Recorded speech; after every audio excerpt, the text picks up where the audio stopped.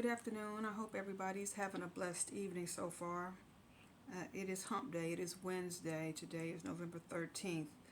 Uh, Unfortunately, I have to attend a funeral tomorrow, so it's about 7:14, so I'm going to be getting ready for that for the rest of the night. But I wanted to stop through to share some news that's going on with some of the very important news reports that I've got notifications for today, because a lot of people really have no clue about the effect that this election will have on the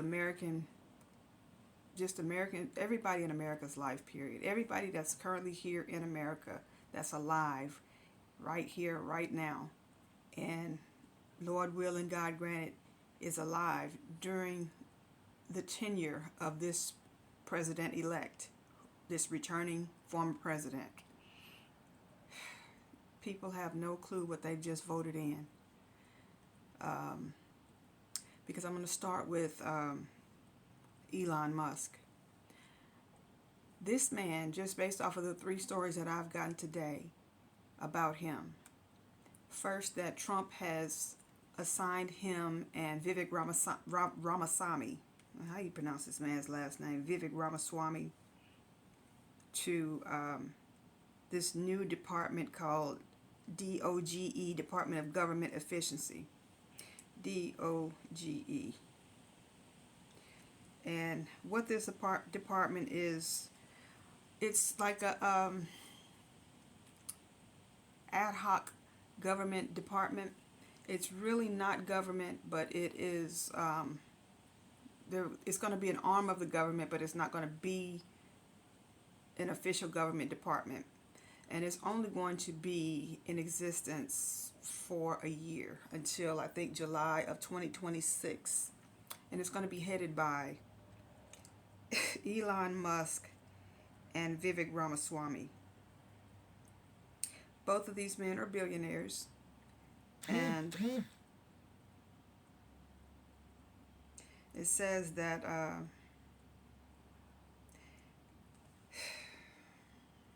people just don't know. Donald Trump on Tuesday announced that billionaire Elon Musk and failed presidential candidate Vivek Ramaswamy will play a role in his upcoming administration, and his plan is equal parts cockamamie and conflicted with all sorts of problems and potential roadblocks. So this Department of Government Efficiency, or DOGE, or Doggy, or whatever, that abbreviation is a first hint that this project exists, at least in part, to serve Musk and his cronies. DOGE appears to be a reference to cryptocurrency Dogecoin or Dogecoin, which has long benefited from Musk's support. So this new government adjacent group doubles as a promotion for a Musk adjacent product. The value of Dogecoin, along with many cryptocurrencies, had already spiked in the aftermath of Trump's election win. So this man pretty much has pretty much bought the presidency. It has been said that he has given upward of $75 million toward Trump's reelection campaign. And so he's pretty much bought this government appointment, or government adjacent appointment, or post, or whatever you want to call it. To me, it's more like a consultant or a pseudo cabinet position. I don't know. But this man has got his hands in a lot of arms of the government. So Trump has given him and Ramaswamy control over this department, this newfound Department of Government Efficiency, which they said that they are going to, let me see what the whole, just exactly what is this position, what is the description of this place, or of this department. A proposed Department of Government Efficiency, or DOGE, is set to restructure federal agencies and slash government spending. So what that means, in other words, is that they are going to go from agency to agency, and they're going to trim budgets. They're going to cut government spending on federal programs. More than likely, they're going to cut probably social programs. They're going to cut a lot of law enforcement programs. They said they're going to do away with the Department of Education. They're definitely they're going to cut Social Security. They're more than likely going to cut a lot of the food stamp programs, Medicare, Medicaid, programs that help the poor. They're going to more than likely cut funding in those programs. They're going to take food from people, poor people. That's pretty much what they're going to do. So y'all better just prepare. All of you poor people that voted these people in, y'all are going to suffer behind this. Any of y'all getting on any type of government assistance, housing assistance or anything, y'all are going to suffer behind this. Because what they're trying to do is they're going to trim all of these programs, these other government funding for all these government programs to fund Elon Musk's pet projects. All that SpaceX stuff, all that Tesla stuff, all that X stuff, there's going to be increased funding and government contracts awarded to his companies and his projects, such as space exploration and stuff like that. There's going to be more spending toward that type of stuff that does not... Yeah, that's what's going to happen. Also, this man also got his hands in defense with the war, because there's a story about him being on a phone call between Trump and Vladimir Putin or Zelensky. Let me get it right. He was on a phone call. Elon Musk was included on a phone call. Let's see. He was on a phone call talking about the war in Ukraine. Let's see, Musk, Trump, Ukraine. Why he was on that phone call? What, because he's providing technological services through Starlink, but still I don't see why he is even included in any type of war talks or peace talks or anything like that. Why was he on a call with Donald Trump regarding the war in Ukraine with Russia? He also talks to Vladimir Putin. So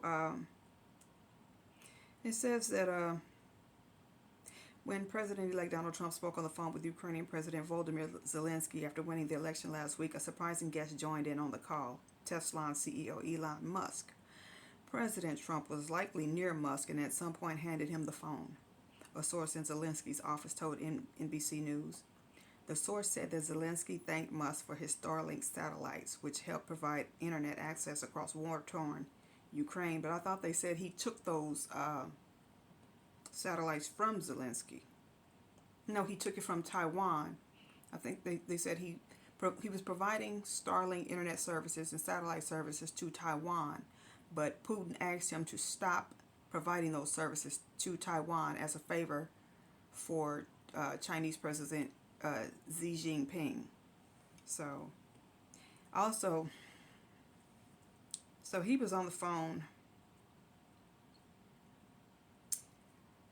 Why he was on this call and why he was involved or even privy to these talks is just reckless and careless and dangerous. It says, while we don't know the substance of what was discussed, Musk's presence is a concerning preview of Trump's often reckless approach to diplomacy, as well as his disregard for the line between private interest and public policy. There are a lot of reasons why Musk should be the last person hopping on that call. That's true. Why is he even on this call? These people are fattening their own pockets and enlarging their own private companies and their own fortunes, while also serving in these public positions, these public offices. That's what they're doing, pretty much. America has been sold to these technocrats and these corporate. It is now, America is going to be a corpocracy and a technocracy. That's what's going to happen, because this country has been bought and sold, pretty much. Elon Musk has bought his way into the government. He couldn't run for president, so he has bought his way.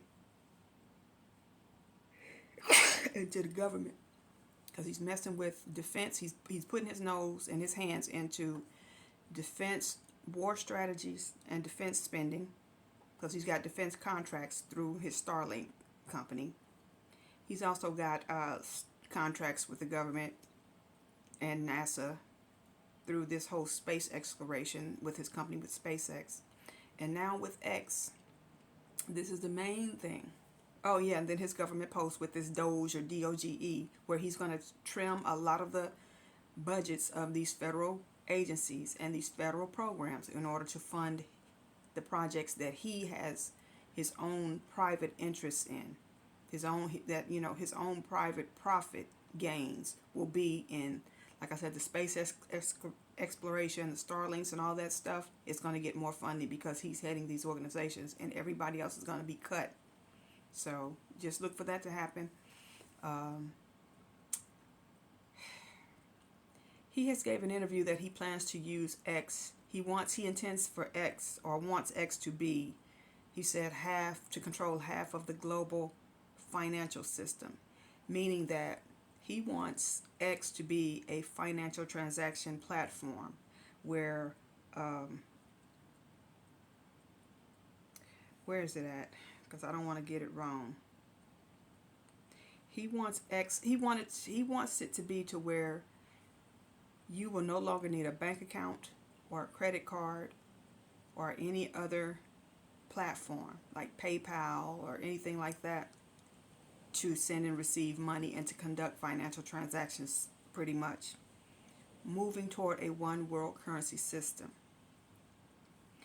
Let's see, X, global financial. And we've been, these people been, people and other, financial so-called conspiracy theorists has been warning the American people about this for 20, 30 years, said that there is going to one day become a one world currency, that to the point to where you are going to be, all of your financial transactions, your financial everything is going to be controlled, to where just with one push of a button they can wipe your whole bank account out, they can wipe your whole financial history out, they can control your whole financial life through this system. And this is what he's trying to do. He is trying to create X to be a banking platform in order to control, he says, half of the global financial system, but no, he's shooting for the entire global financial system, because this man wants to rule the world. He wants to control the world. Y'all remember when he first bought Twitter and renamed it X? And a lot of people were saying X means like mark of the beast. That's what a lot of people were thinking, that they think that means the mark of the beast. That's what he's trying to move this world towards, X, the mark of the beast. In order to conduct any type of financial transactions, you're going to have to go through X, or you're going to have X, mark of the beast. That's what they're saying. This is slowly, gradually moving toward under this man's leadership. So when y'all remember when he first bought Twitter a couple of years ago, half of his staff, if not most of his staff, resigned because of the type of boss that he is. He wants people to work 100 hours a week like he does. Now this man got 12 kids and says he works 100 hours a week. So where's the time at with the family and the kids? You got 12 kids and you work 100 hours a week, and you don't have to do that. You're the richest man in the world. What is the point of working 100 hours a week and you got 12 kids? What time are you spending with your children? But he wanted to impose that type of work ethic or that workaholic behavior on his employees. And they said half of his work staff quit at Twitter. And Tesla, they so quick to fire and lay people off. You don't know if your job is secure working for any of his companies at this point. SpaceX is about the only one, because he likes to play Space Cadets and Star Wars and Space Invaders or whatever it is he likes to do. That's about the only job that is secure, because he likes to keep building these spacecrafts that keeps blowing up before they even launch good or get stuck up in the sky or whatever. This man has made very poor financial decisions. He's the richest man in the world, true enough, because, you know, he's had platforms that were very profitable with Tesla, with he was a part of PayPal. But they said X, Twitter, has lost a lot of money since he bought it. A lot of money, substantial money. Substantial. He's not, he bought it for $44 billion. And like I said, half of his staff quit because he is a very sadistic boss. He is a horrible employer. Based off of the reports that people that have worked for him and worked under him have reported, you know, based off their experiences, he's a horrible employer. He's a horrible person. And so this man, because he's the richest person in the world, he feels that he could buy his way into this government, and look like he has. He has bought his way into this government. He's got his nose in the war, in the defense war. He has no military experience whatsoever, but he's sitting in on calls about the wars that's going on in Israel and in Ukraine, and with Israel and Iran and Ukraine and Russia. He's involved in that. No military experience whatsoever.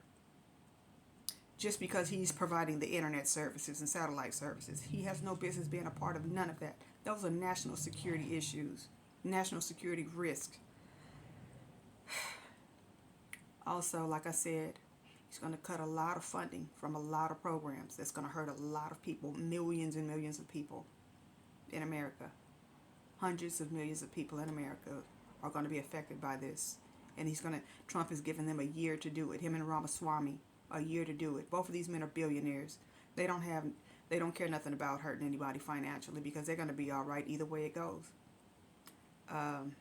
Unless God, the only way that they're going to be affected, and just, you know, the God that I serve and I know, the one true living God, the one thing that he will do that they have no control over is put them in a position where all the money in the world will not help them. That's one thing that I know that God will do to anybody. I don't care how much money they have.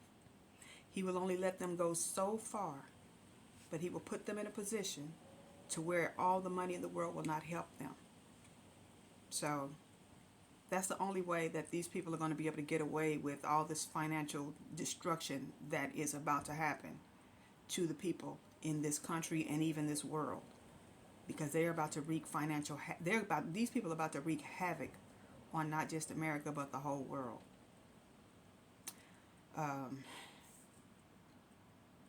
What else?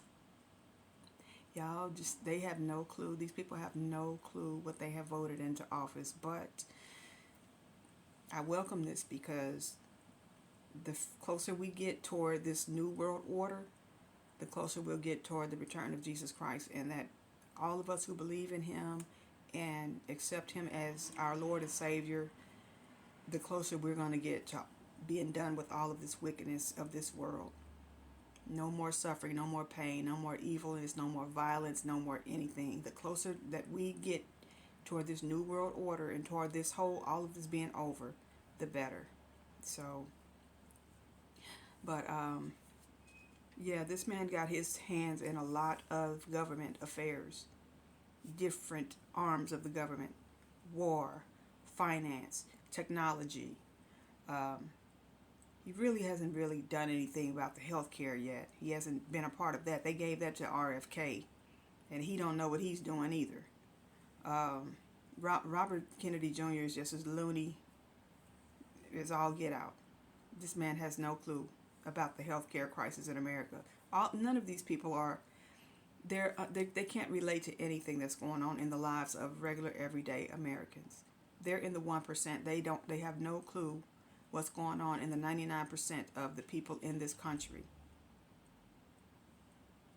Yet they're making rules and laws and policies that's going to affect all of us.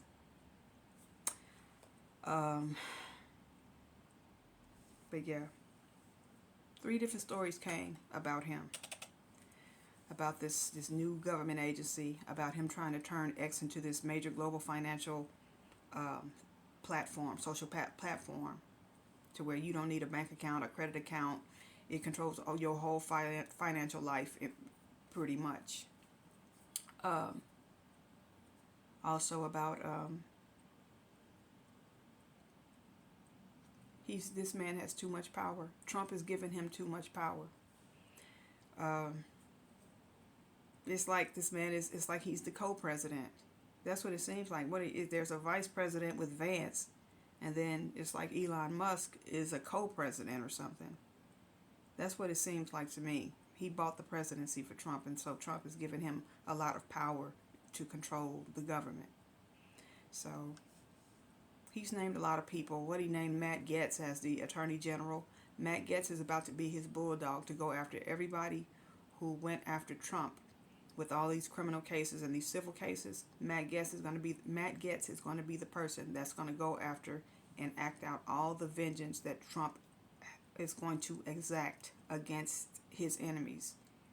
He's going to inflict lawfare on all of those people that brought charges and filed civil court claims and things against Trump. They're going to pay. And Matt Gaetz is going to be the person that makes them pay. What else is going on? So yeah, these people just don't know what they voted in. All you Trump supporters that think that Trump is the savior and Trump is the hero and all that stuff. No, he's not. Oh, no, he's not. God is using him to move this world on closer toward destruction. He's going to move America toward this destruction. It's edging closer and closer and closer toward the fall of America, the destruction of America.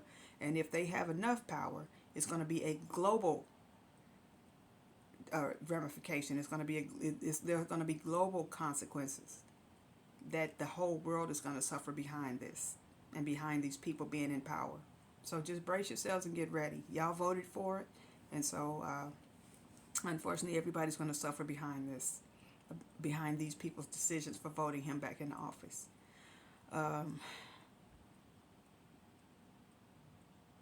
What else? In other news, there is an archbishop in Canterbury who they finally forced to resign. Well, no, there was a what's his name? His name is, let me get it right. I keep telling y'all about this Catholic Church. There's been another situation where a pedophile priest has been allowed to victimize 120 victims, over 120 victims over a period of decades. And nobody in leadership done anything about it. And so he has been forced to resign. His name was the Most Reverend Justin Welby, the leader of 85 million Anglicans worldwide, announced his resignation days after a report found he had taken insufficient action over claims of abuse. The Archbishop of Canterbury, the Most Reverend Justin Welby, resigned on Tuesday after a damning report saying that he just did nothing, despite having numerous complaints over the years about this priest. Let's see what his name is. His name is Scythe. Let me go back. And this is the Church of England. This is the Church of England, Canterbury. And it's the Catholic Church.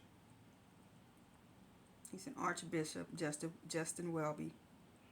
There was a prominent one. What is this man's name? Smythe. That's his name, Smythe. Okay, so they're saying this man Smythe.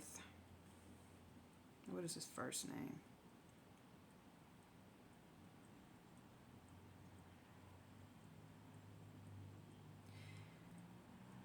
They failed to do anything about this man, John Smythe. Meanwhile, church leaders on Wednesday met virtually for talks with victims of John Smythe, many of whom insist Mr. Welby's decision to stand down will not in itself be enough.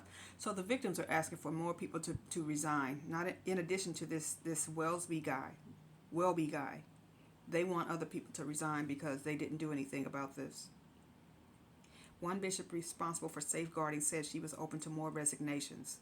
but the church's second most senior figure, the Archbishop of York, said that they should not be bishops. Whatever. Anybody in leadership that let this go on need to just step down and quit. Smythe was accused of attacking dozens of boys, including those he met at Christian camps in the UK in the 70s and 80s, and later in Zimbabwe and South Africa. So his pedophilia was global, worldwide. The report found inaction from the church was a missed opportunity to bring Smythe to justice before his death in 2018. So he's been dead 6 years. So he was never brought to justice despite victimizing young boys for the 70s. This has been 40, 50 years he's been doing this all over the world. Zimbabwe, South Africa, England. He just died in 2018. Lived a long life, lived to be an old man, an old pedophile. Died and never been brought to justice, but oh yes, he's going to be brought to justice. He's being brought to justice now. He may have escaped justice in this life, but he did not escape justice in the eternity. Because God is dealing with him, trust me. Or he's going to deal with him. You know, at the end of the day, at the end of the age, he's going to deal with him. He didn't get away with nothing. But they still didn't do anything about it. So, yeah, they forced this Welby guy to step down because he just sat there and did nothing about it while these hundreds of victims, probably hundreds of victims, these are just the ones that they know about. There's been hundreds of victims that suffer behind this man's inaction. He should be brought up on charges himself. But what else is going on? It's just sad. A lot of the immigration advocacy groups said that they are ready and they're bracing for, legal battles with Donald Trump when he takes office in January to fight these mass deportation policies that he plans to implement. And I guess, they're going to fight for the migrants to stay over here, and the ones that's been over here undocumented, they're going to do whatever they can to prevent them from being deported as well. Although they are over here illegally. I don't care if you've been over here 75 years. If you've been over here illegally, undocumented, then you should be deported, because you have you can't just break into a country and just be undocumented and unaccounted for. I don't care if you do pay whatever little taxes you pay, you still are over here illegally. So, they're going to fight this tooth and nail because they're the largest minority group in America now. It's not African Americans. And they got a lot of people fighting for them, including stupid black people that need to stay out of it. But they say they're gearing up, all these different organizations, the ACLU and all these pro-immigration people. They're going to challenge a lot of Trump's policies regarding the border crisis and the migrant crisis. But I doubt if they'd be successful, because if you over here illegally, America can do whatever they want, including kick you and your family out of the country. You have no leg to stand on if you're over here. If you're here illegally, you have no leg to stand on. You will be deported. So, black people, stay out of it. It's not your fight. Stay out of it.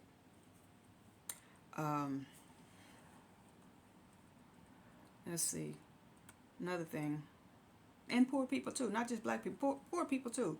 Poor whites too. Stay out of it. Don't be trying to advocate for them, because you are hurting too behind this migrant crisis. Everybody in America is hurting behind this migrant crisis. Don't get it twisted. Okay, so what else is going on? Turkey has severed ties with Israel. There's a news report that came out that Turkey has severed all ties with Israel, which is fulfills biblical prophecy, because it says Turkey is going to be one of the countries that's going to battle in Armageddon. So they're going to battle against Israel. They're going to be around for the Battle of Armageddon, according to the scriptures. So prophecy is being fulfilled once again, because they've severed all ties with Israel. So, whatever. Um, what else? Is it Armageddon, or it might be the war before this war. This war that's taking shape now. It might not be Armageddon. They might not make it to Armageddon, because Armageddon is a final war, the last war that for everything. So Turkey might be. It might be a part of this war, and Turkey might get destroyed from this war, World War III against Israel. So they might get destroyed this time around. They might not make it to Armageddon. I got to go back and research that. But I know Turkey is one of the countries that is going to be in the end time wars. So let's see what else.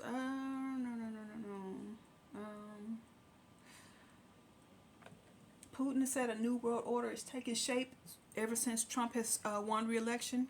He said the new world order is taking shape. What he meant by that, we'll see. But Putin is just, he can take or leave Trump. Trump is not essential to anything, to Putin fulfilling any of his goals. Trump is a pawn. Trump will be used as a pawn for Putin, but Putin does not need Trump to fulfill any of his goals. Because at the end of the day, only thing he would use Trump for is to stop all military aid to Ukraine so that he can go ahead and take Ukraine over. And they're going to do that anyway. Trump is going to give Putin Ukraine because he's going to cut off all military aid and ammunition and everything, arms and everything to Ukraine so that Russia can go ahead and defeat Ukraine in that war, period. Point blank. I don't even know why they're wasting Zelensky's time. The only thing they need to be doing at this point is just negotiating how Zelensky is going to give up control over his country and escape with his life, pretty much.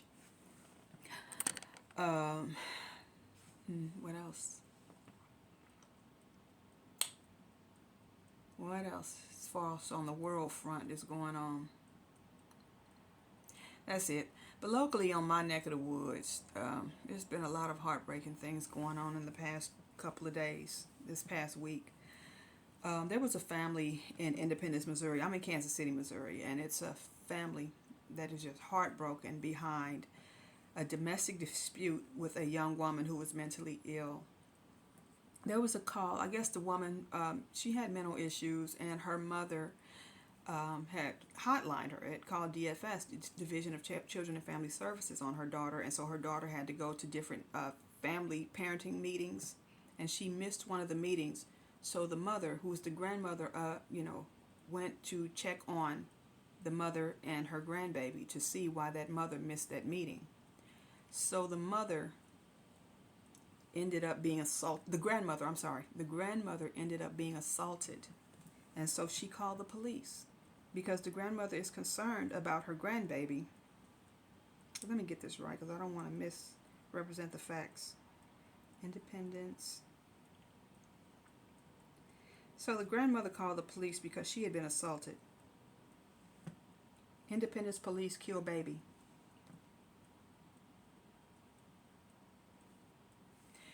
And the police was called, and she was going to press charges on her daughter because her own daughter assaulted her.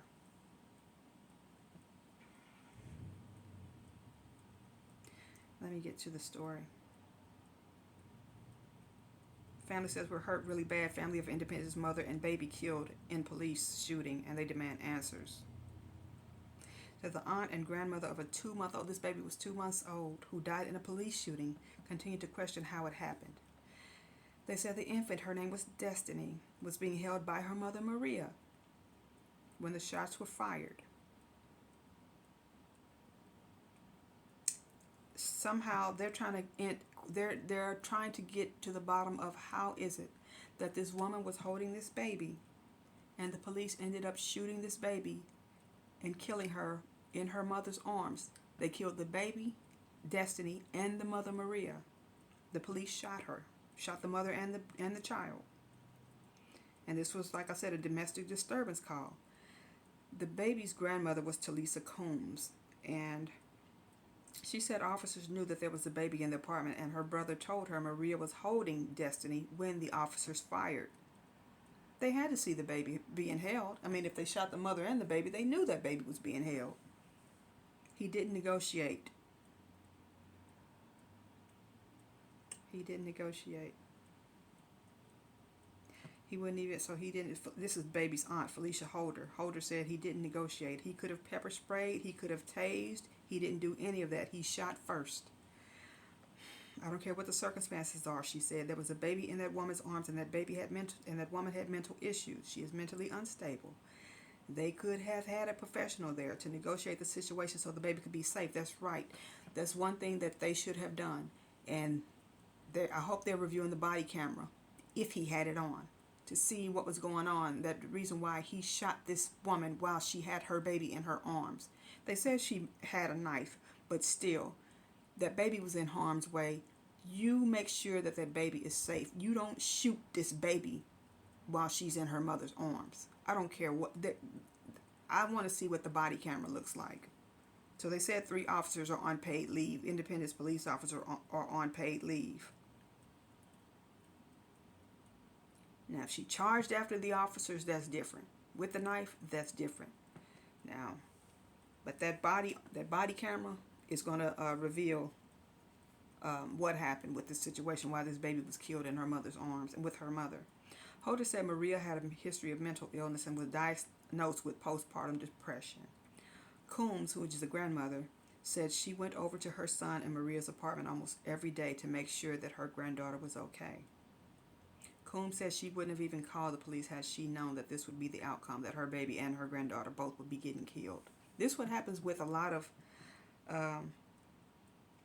this seems like a minority, it seemed like they were or biracial family, Hispanics and white folks or something, but it just seems like now people are just so hesitant to even call the police now because they're scared of what could happen. They asked me if I wanted to press charges, the grandmother said. I didn't tell them to go up there and shoot them. You don't shoot anyone with a child. That's true. Unless, like I said, the mother lunged at the police with a knife or something like that, or she didn't have a gun. They said she had a knife and this officer killed her. Yeah, where was the pepper spray? Where was the taser? Even if the baby got pepper sprayed, at least the baby would have lived and the mother would have lived. So I really would like to see what that body camera footage looks like when he shot this woman and her child. And the grandmother just said that if I had known that baby was in danger with the police officer, she said she would have never called him.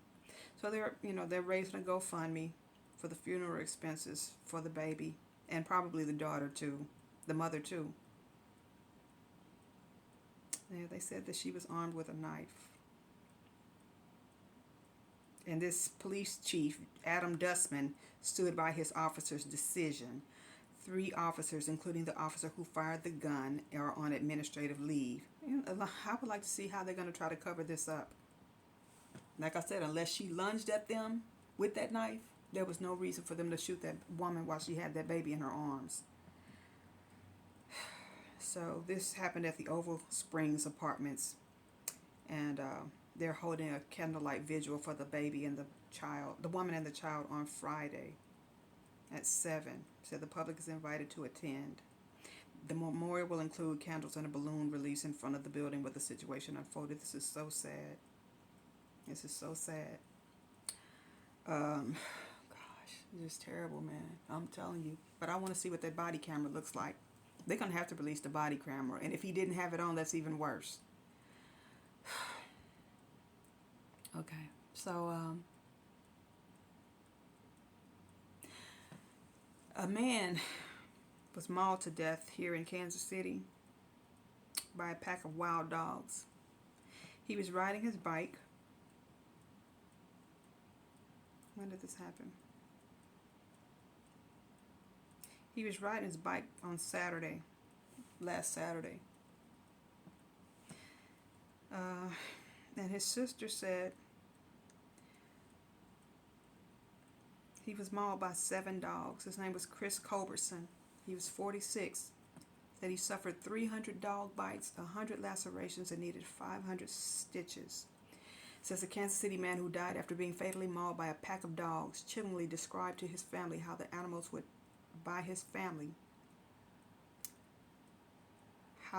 would attack him for 23 minutes, were trying to drag me like I was their dinner.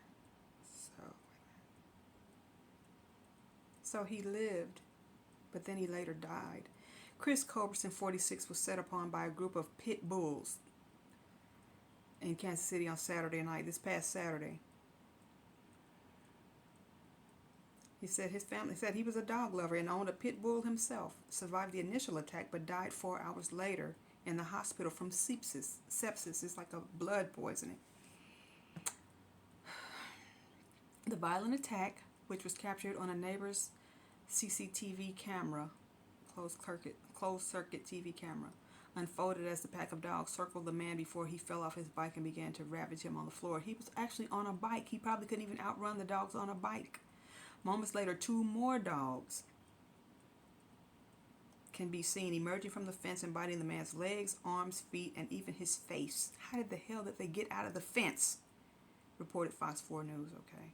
They ripped off his cheek, his chin, the heels of his feet. I cannot believe that some dogs could even do this to a human, the victim's sister, Angela Culberson, said. Culberson reportedly did not know the dogs that attacked him after the attack. He told his family, "I was reaching for help and nobody was helping me." This is what he said before he died while he was in the hospital. One woman who lived in the neighborhood told the station how she had attempted to fight the dogs off with a golf club but was unsuccessful as they began to attack her. A golf club is no match for no 7 pit bulls. They said it was like 7 of them, pit bulls. She then ran to call 911 for help. They said a second victim was taken to the hospital and is in serious condition. It is unclear whether this was the woman who attempted to intervene. So they attacked not only him, but they attacked somebody else.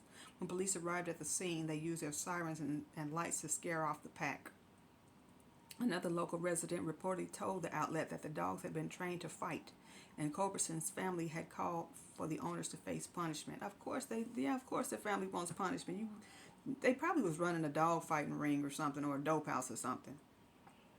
I mean, the people that own the dogs need to be held accountable for this. This is murder. They taught these dogs to do that, and it's their dog, so it's their responsibility. Absolutely. So, you got some fools, too, that'll be sitting up talking about they shouldn't put these dogs down, and they're going to feel sorry and have sympathy for the dogs. Oh, it's the trainer's fault. First of all, you should... I thought pit bulls were banned in Kansas City. I know they're banned in Independence. There are many cities that outright ban pit bulls. You cannot have pit bulls, period. And they said it was 7 of these dogs for 23 minutes attacked this man. I put the video on here. I think they show some of it, of where this man was being attacked. Mauled this man to death and mauled a second person who tried to help him. So supposing that would have been in the morning, and there was a child walking to school, catching a bus, ready to begin their day, and these dogs get out of this fence and attack. It's bad enough that they attack this grown man, but his kids that walk to school and have to catch the bus, and these fools got 6 pit bulls that escaped out of their fence or whatever because they're running a dog fighting ring, or I don't know what would be the reason, or breeding the dogs to sell them to make money. That's the only reason why anybody would have 7 pit bulls. So I hope they get prosecuted to the fullest extent of the law, period, point blank. If you're going to have that many dogs and you want to run a dog fighting ring, or you want to breed dogs or whatever, move out into the rural areas, into the boonies somewhere, so that your dogs won't attack anybody. A random person. He was on a bike making so bad. He couldn't even outrun the dog. They attacked him on the bike. He wasn't even walking. So what if it had been some children out walking? These dogs would have killed them kids, mauled them to death like they did this man, and injured this other person. That's why y'all, all you dog lovers and all you people, miss me with this stuff. Them dogs need to be put down, and them owners, whoever's responsible, need to go to prison for this. And I don't mean for no 5 years. They need to go to prison. They need about 15, 20 years for this, period. Another horrible story. I got about 7 more minutes.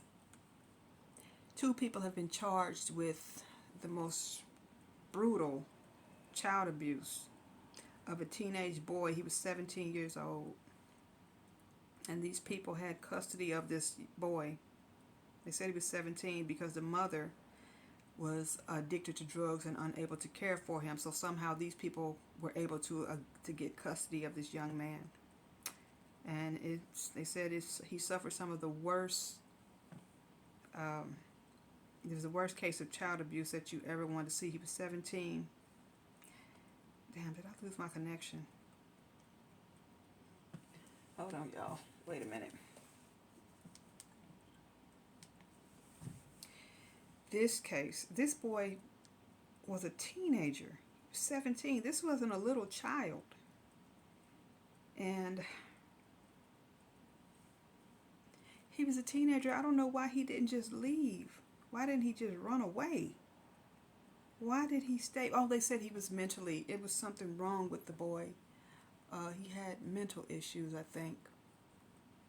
But they said that this boy, all of his teeth were missing.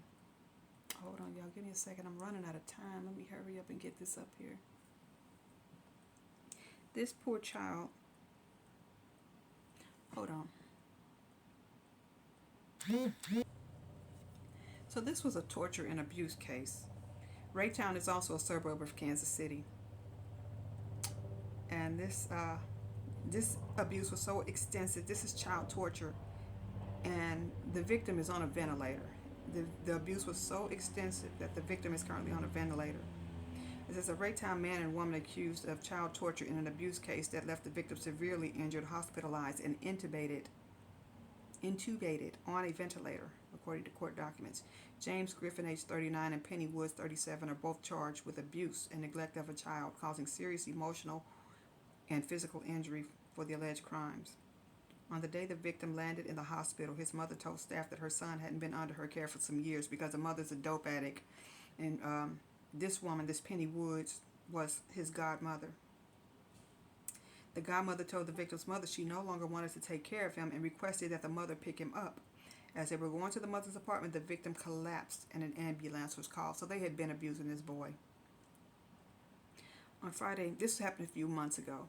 On Friday, May 31st, a children's division worker at Children's Mercy Hospital contacted the police to report the child abuse. On arrival, the police discovered that he was a juvenile male and he had extensive injuries to his body. The injuries included scars, open sores, bruises, and burns. The victim also appeared to have an infected ear that was nearly swollen shut with scabbing over it. It was reported that the victim was first taken to North Kansas City Hospital, where he received a mass transfusion. He also displayed an altered mental status, apparent chronic malnutrition, hypothermia, hypotension, and a fracture to his spine, among other disturbing injuries. The victim's injuries were so extensive that a physician at Children's Mercy diagnosed him with child torture. This was due to the degree of injury, both present and past, going beyond traditional diagnosis of child abuse. This is child abuse on steroids. Based on information police received and medical records, hospital staff believe the victim was at a high risk of life-threatening deterioration in his condition. They even said his teeth were missing. They said they had knocked his teeth out or something happened. He didn't even have his teeth. He can't breathe on his own. He's on a ventilator. Forensic photos showed impressions of the victim that were consistent with ones that had been bound by ligature. They had tied this baby up, tied him up. And they said they executed a search warrant on this house. Only got 2 minutes. I said his room was mostly empty, didn't have no furniture in it. They've had dried up blood on the walls, the ceiling, and the ceiling fans. They beat this boy within an inch of his life, pretty much. Large amount of blood on the carpet that may have been cleaned up in an attempt to potentially cover up evidence of the abuse. They later admitted to whipping him with a telephone cord, but said she hadn't done so in a while. The godmother, Penny Woods, or whatever her name is. Let's see how much more time I got left. Said they locked the victim's windows, secured his bedroom doors, and that the man, Griffin, had been beating the victim every other day for the past 6 months. Woods said she was afraid of Griffin, the reason why she didn't interfere. Bull crap. The man denied the abuse allegations. and said the police didn't have anything on him. He also said he wasn't responsible for taking care of the child, but you beat him to death. They probably was getting some type of monthly income or something for keeping the child. And their bond is only $75,000. Cash only bond for the pair. A judge said a $75,000 bond, cash only bond for the pair. This bond should have been at least $1 million. I'm going to show y'all the video. And it is a warning because he beat this boy severely. I mean, they beat him so. If you're sensitive to these type of things, then don't look at it. But I posted the story up there to show you just how wicked these people are and how I know that this world is about to end because this stuff just can't continue. So, okay, y'all. Like I said, if you're sensitive to it, don't watch it. But I just put it out there just to show you how far gone that this society and that this world has gone, that you can inflict this type of abuse on a child. So, okay, I'm going to put it up there so you can watch it and just see. And another way that this meth problem, this opioid problem, is affecting not only people who are addicted to these drugs, but the people, there's the community in general. Here's a story from yesterday. Now, this was actually posted on the 11th. It's 2 days ago, day before yesterday. That the Jackson County prosecutor here in Kansas City, Missouri, not Kansas, charged a 32-year-old Lee Summit man. Lee Summit is another suburb of Kansas City, in connection to at least 22 shoplifting cases involving more than $15,000 worth of merchandise. Christian Chervenikov is charged with 15 counts of felony stealing of at least $750 for alleged incidents in 2023 and 2024. Court documents filed in support of the charges outline that he's a prolific shoplifter, offender.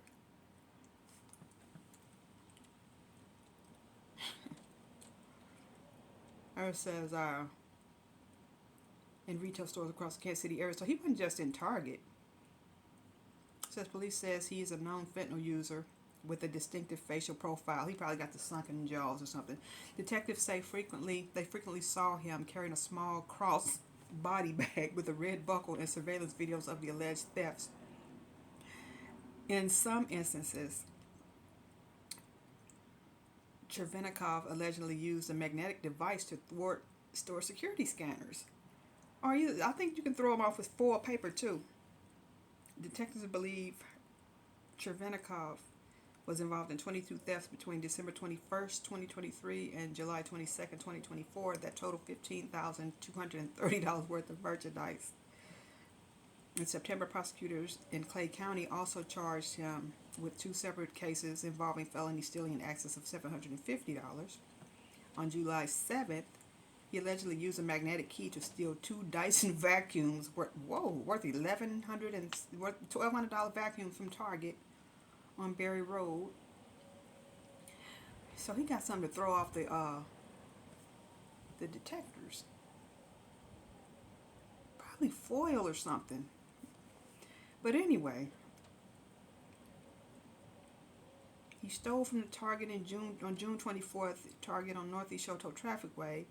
He once again used a magnetic key to unlock 2 Roomba vacuums valued. He steals vacuums at $1,399. So these are more expensive. Target attempted to block Chervenikov from leaving the store, but a verbal altercation ensued before Chervenikov left the store with the stolen merch. They let him leave. They let him leave with 2. He got the complexion for the protection. That's why, because he'd have been a black man. He'd have been on his face and possibly killed. But because he got the complexion for the protection, they let him walk up out of there with under $3,000 worth of merchandise after a verbal altercation. Police detectives worked with Target Security to help identify him in court documents filed on June 24, 2024 of this year. It says he's one of Target's top offenders in the Kansas City market, having stolen roughly $70,000 worth of merchandise. So he's been charged several times between 2022 and 2024 for thefts in Johnson County, Kansas. So this should go fed if he's going across state lines. Theft-related charges were filed numerous times. He's got 22 cases. And he was also charged in March of 2024 with felony possession and driving under the influence, which he pleaded guilty. So his case should go fed if he was going across state lines between Kansas and Missouri. But they said he got them for about $70,000 because he's on that fentanyl. I'm telling you, that fentanyl. I don't know what cities y'all live in, but here, where I'm at in Kansas City, it's a zombie apocalypse with these fentanyl people. These meth heads and stuff. It's like a zombie. Now I understand what they were talking about years and years ago when they said there's going to be a zombie apocalypse. This is the zombie apocalypse that they're talking about. All these people are just out of their minds, gone off this fentanyl and this meth.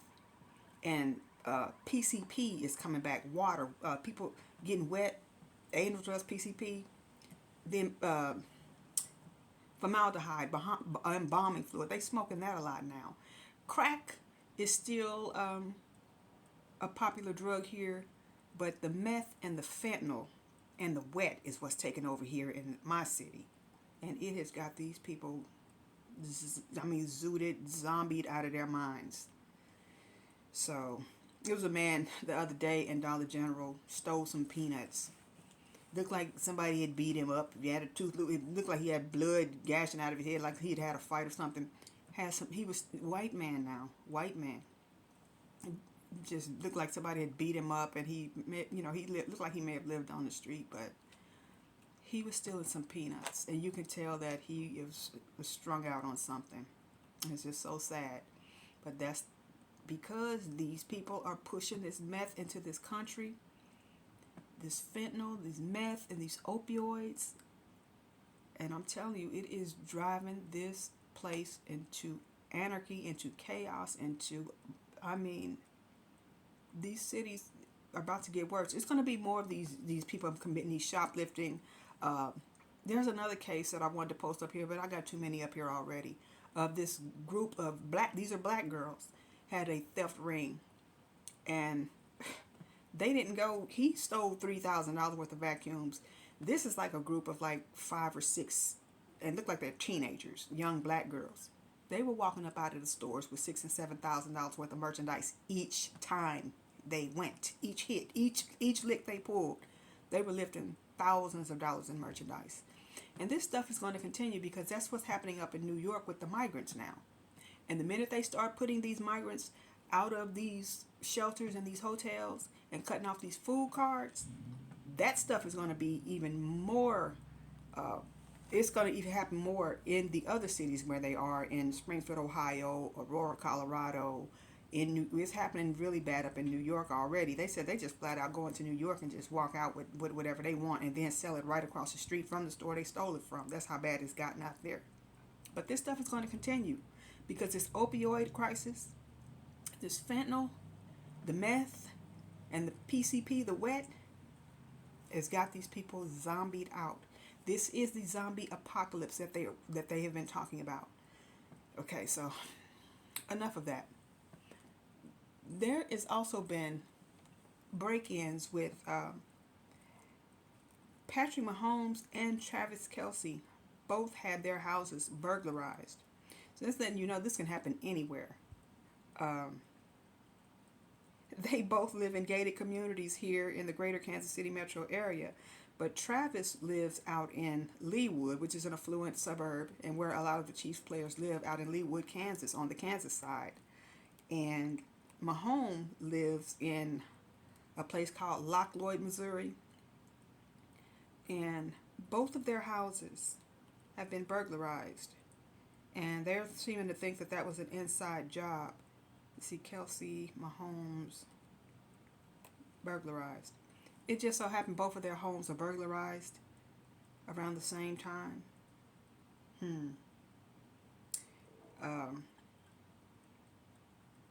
Where's the story at? Let me get a good story. So this happened last month.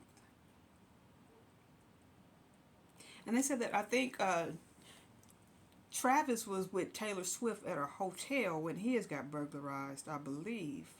Or either, yeah, okay, it says sources familiar with the situation tell TMZ Travis Kelce and Taylor Swift didn't take any chances during last month's break-in. Oh, they moved to a hotel when his house got broke into. Our sources say Travis and Taylor stayed at a downtown Kansas City hotel on the night of October 7th, for, after the burglary. After the Chiefs' Monday night football showdown. So they knew that they were playing football, and they broke into their house. They knew that they was playing the game on Monday night, and they broke into their house. We're told Taylor and Travis's security wasn't playing around after the break-in.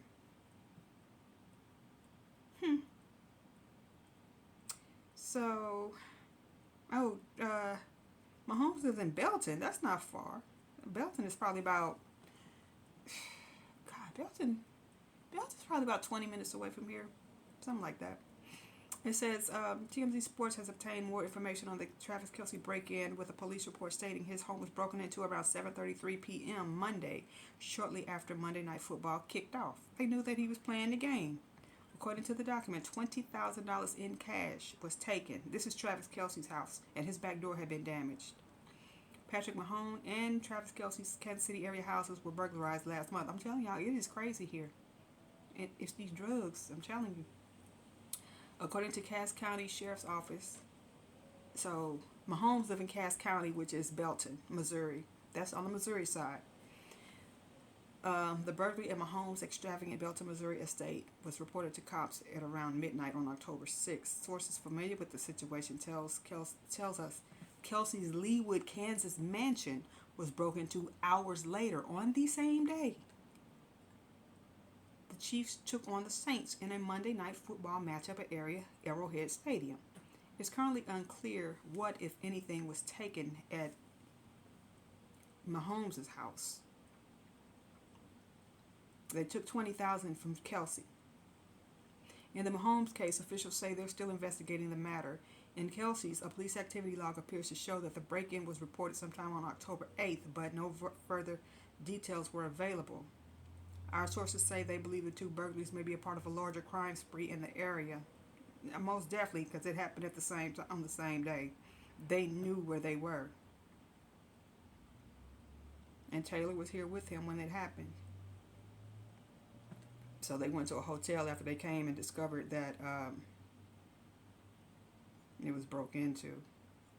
Now they were saying that Patrick Mahomes' house didn't show no signs of forced entry. So they're saying that somebody inside, because they both live in gated communities, heavily gated, guarded communities. So they're saying that this was definitely an inside job. Mahomes purchased his Belton land back in 2020 and recently completed the dream home, adding a practice football field and a golf hole to the property. This is out in Belton.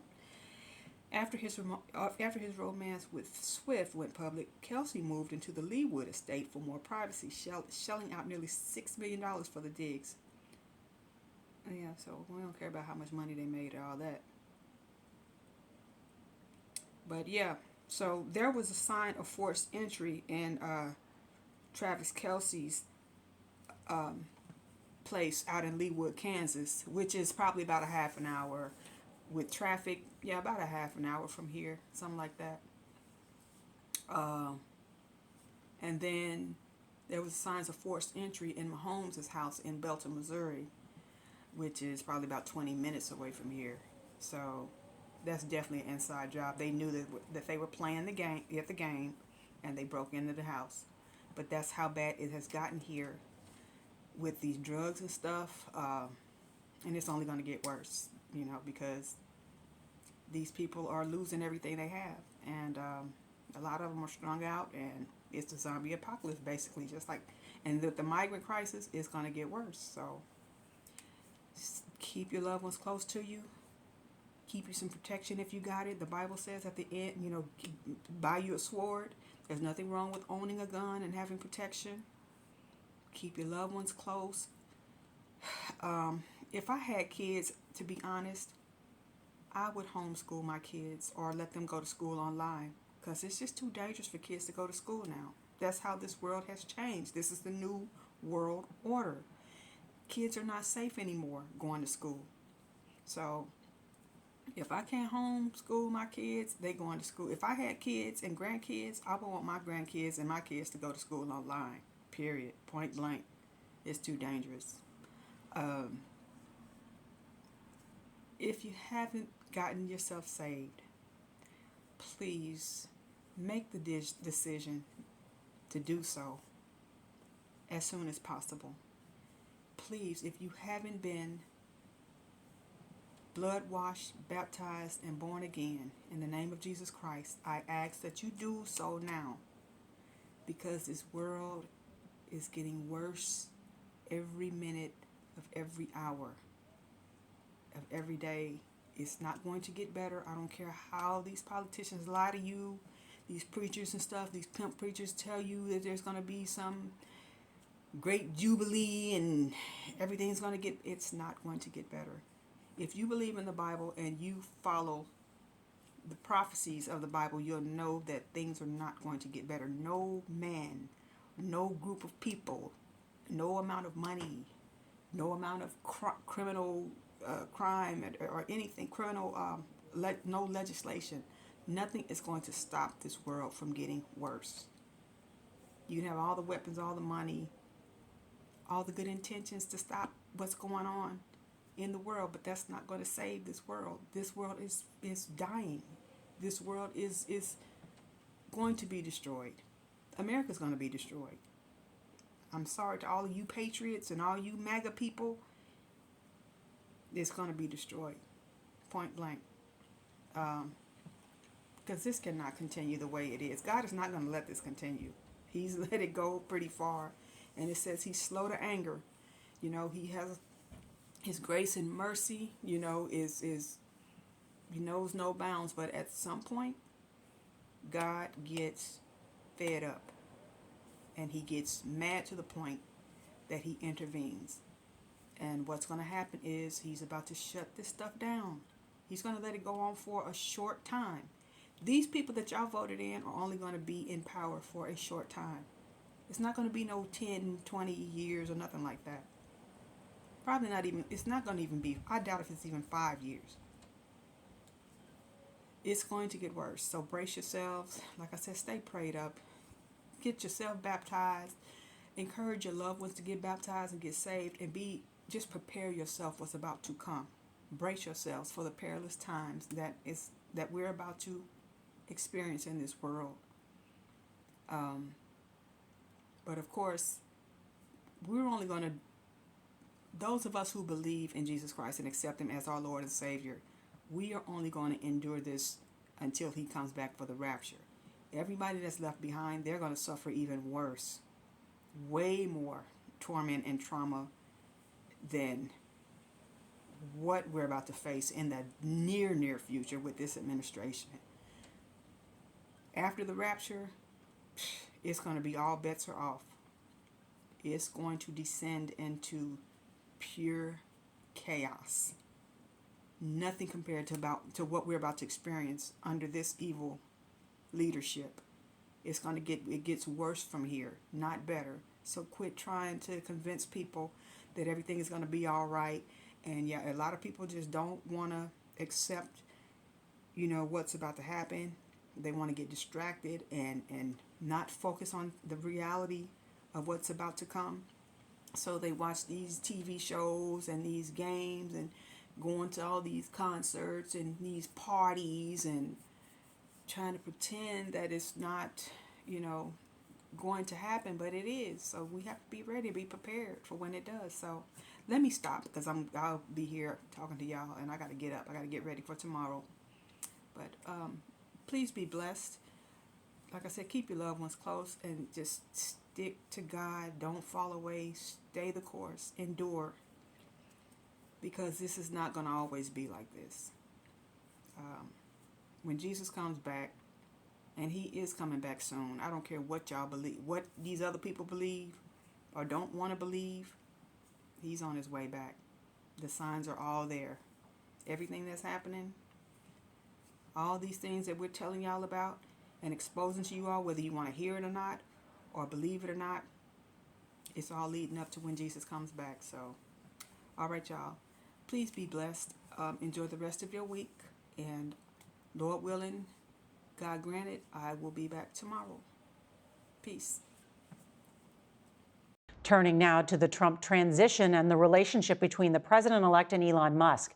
The world's richest man reportedly joined a call with Donald Trump and Ukraine's president, raising new questions about what influence the tech titan will have in the next Trump administration.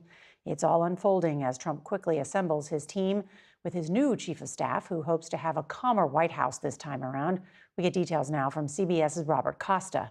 President-elect Donald Trump is moving rapidly to staff up his administration, with his pick for White House Chief of Staff Susie Wiles in charge. A new Axios report says Elon Musk was on a call between Trump and Ukrainian President Volodymyr Zelensky this week, underscoring that the billionaire Trump supporter has a seat at the table as Trump navigates his return to power. Musk's Starlink satellite service has been a central issue in Ukraine's war with Russia, with controversies erupting over its use and scope and how it's paid for, as Ukraine has worked to fend off Russia since the 2022 invasion. We're very close to a world war. Dealing with the Russia-Ukraine conflict, plus the fighting in Gaza and Lebanon, and Iranian and Chinese aggression could top the to-do list for Trump's next foreign policy team. Seen as a front-runner for Secretary of State is Tennessee Senator Bill Hagerty. Also being floated is former Ambassador to Germany Rick Grenell and Florida Senator Marco Rubio. The only way to make America wealthy and safe and strong again is to make Donald J. Trump our president again. For the CIA, John Ratcliffe, Trump's former director of national intelligence, is widely mentioned. And for defense, former Secretary of State Mike Pompeo is seen as a possibility. One intense focus inside Trump's inner circle is who will be nominated for Attorney General, especially after Trump railed against the Justice Department for prosecuting him. It's called the weaponization of the FBI, the DOJ. They were all coming. Names being mentioned by Trump insiders include Matt Whitaker, who was acting AG in Trump's first term, plus former Florida AG Pam Bondi, who backed Trump throughout his impeachments and his legal challenges. And if he's out there fighting for us, we're going to fight for him. With Trump planning to extend his tax cuts and impose sweeping tariffs, two Wall Street names, among several others, are in the mix for Treasury Secretary. Hedge fund leader Scott Bessent and financial executive Howard Lutnick, who is a co-chair of Trump's transition team. What in the world are we doing? We're letting the rest of the world eat our lunch.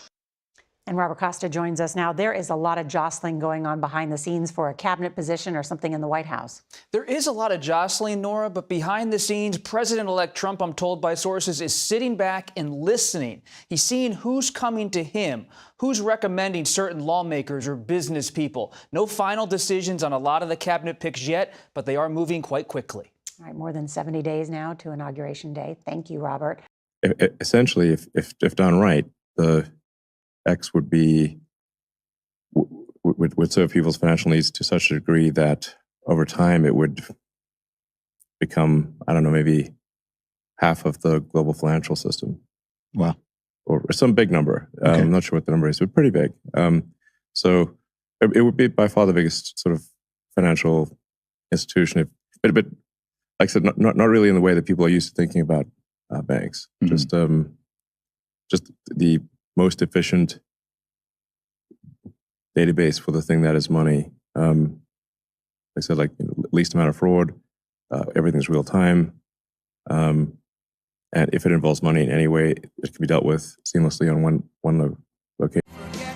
President-elect Donald Trump has continued to fill key positions in his second administration.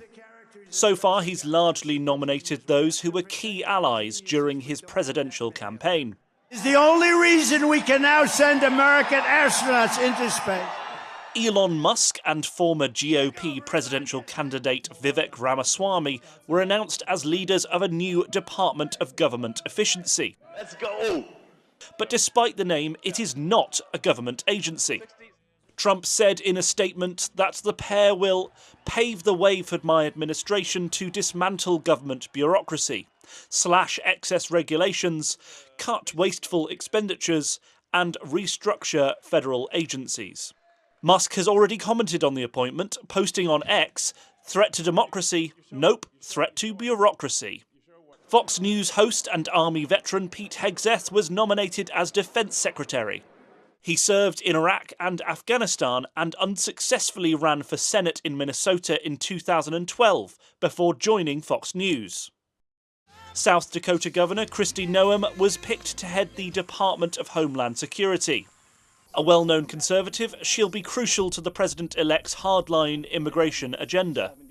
Former Representative Lee Zeldin was named to lead the Environmental Protection Agency. While in Congress, he was among Republicans who voted against certifying the 2020 election results and did not serve on any committees overseeing environmental policy. And former Director of National Intelligence John Ratcliffe was nominated to lead the CIA. The former Republican congressman from Texas led the US government's spy agencies in the final year and a half of Trump's first term. We're going to turn now to the reaction around the world to Donald Trump's victory. Vladimir Putin is among the global leaders congratulating the president-elect as speculation grows about how Trump will handle issues like Ukraine. Chief Foreign Correspondent Ian Pannell is tracking the latest from London. Good morning, Ian. Yeah, good morning, George. You could almost be forgiven for thinking Donald Trump was already in office, judging by the amount of international attention he's getting. He's spoken to around 70 world leaders, but conspicuously missing from that list is Vladimir Putin.